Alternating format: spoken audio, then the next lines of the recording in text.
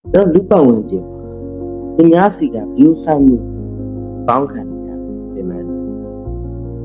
တော့ဒီနေ့ recommend ပေးတဲ့စာအုပ်တော့လူငယ်တွေကြားမှာတော်တော်လေးရေပန်းစားနေတယ်စားရစရာနေရောအားအတော့ရှိတယ်လူတယောက်တော့အားကိုးရဆုံးတော့လက်ရုံးပါမိမိကိုမိမိတာဖြစ်ကြောင်းရိုးရိုးရှင်းရှင်းထိရှာနေတဲ့မိသားတွေပေါ်ထားပါအဲ့တော့ကျွန်တော်ဒီစာအုပ်ရဲ့နည်းဘုံရမ်းကြိုက်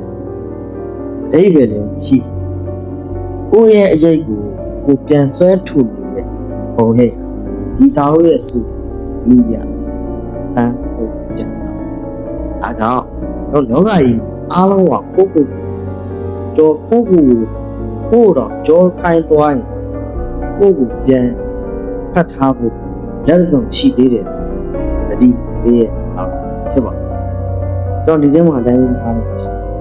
အဲ့ဒါပါလေတခြားသူကကျွန်တော်တို့ဟုတ်ကျွန်တော်တို့ပြုမှုတဲ့အတိုင်းပြန်ရဖို့ညွှန်လို့ပါ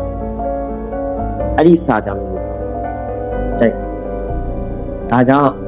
ဒီစာအုပ်ကိုဖတ်ပြီးသွားရလူလဲဖတ်ပြီးသွားဖို့ကြောင်းချိန်ပါတယ်အဖက်ကတည်းရဲ့ဒီလဲဖတ်ဖို့အကျဉ်းပြီးပါ